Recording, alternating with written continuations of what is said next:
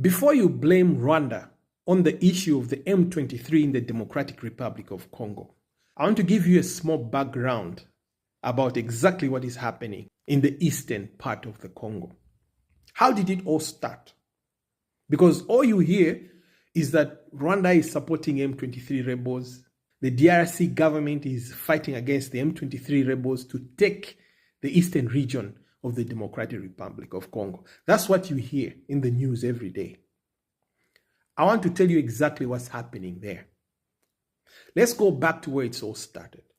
During the infamous Berlin Conference in Europe, when Europeans were dividing Africa amongst themselves, the Belgians took Congo, the Germans took Rwanda, Germans took Tanzania as well, and the English took Uganda, carving out this area amongst themselves as Europeans. They didn't care which tribes they were cutting in between. Most tribes in Africa have been cut in between. At the borders of most African countries, you find that the same tribe is found on each side of the border.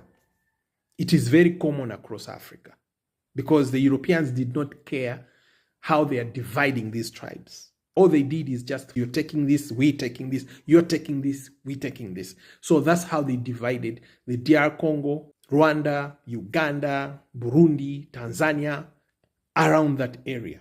And the Tutsi tribe ended up having its territory divided between two countries, Rwanda and the then Zaire, which is today's Democratic Republic of Congo. Now, why are the M23 rebels fighting against the Democratic Republic of Congo forces and the United Nations in the eastern part of the Republic of Congo? And who are the M23? The M23 rebels are a rebel group that was formed by the Tutsis themselves to defend their territory, which is the eastern part of the Democratic Republic of Congo. Now, to defend against who? Against the Democratic Republic of Congo government, which has been trying to take over their land, the eastern part of the Democratic Republic of Congo, for decades now. You might be wondering how a group of people might be trying to defend themselves against their own government in their own country. Yes, that's the Democratic Republic of Congo. There is no rule of law. Everybody for himself. If you are weak, you are displaced. And this is what happens. Countries like the United States, China, and Russia have gone to the Democratic Republic of Congo, have chosen territories that they want to take over, and they've armed tribes that live there to fight off some tribes.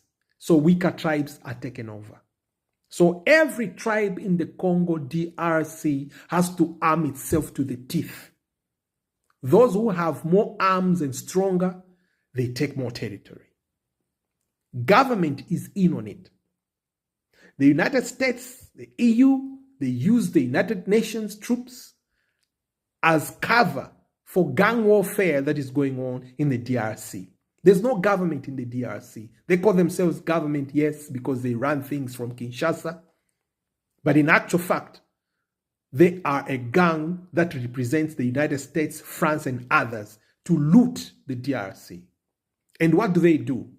The Democratic Republic of Congo forces themselves will go out there and displace their own people off their land and allow American, British, and Belgian and French companies to be mining on those lands while the indigenous people on those lands have been displaced into refugee camps. Some have been displaced into other countries. Generations are born outside the Congo because they can't go back. They've been displaced and their lands are being guarded by the gun. Under the watch of the Democratic Republic of Congo government. This is why the Tutsis in the eastern part of the Congo armed themselves, starting with the Banyamulenge, now with the M23. Because if you don't arm yourself in the DRC as a tribe, you are finished, especially if you have rich land like the eastern part of the DRC that belongs to the Tutsis. So the M23 rebels had to arm themselves to fight to defend their territory.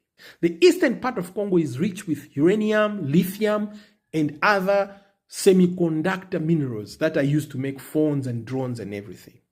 So now, the world is moving towards drones and phones, these smartphones and everything. And electric car batteries and everything. And these minerals are in abundance in the eastern part of the Congo. Are you following me? So government forces are fighting to take the eastern part of the Congo away from the Tutsis. The Democratic Republic of Congo government is not being very honest. The truth is they are fighting to take away the eastern part of the Congo so that the United States and other countries can enjoy exploiting those minerals in the eastern part of Congo after displacing the people, the Tutsis, the rightful owners of the eastern part of the Congo.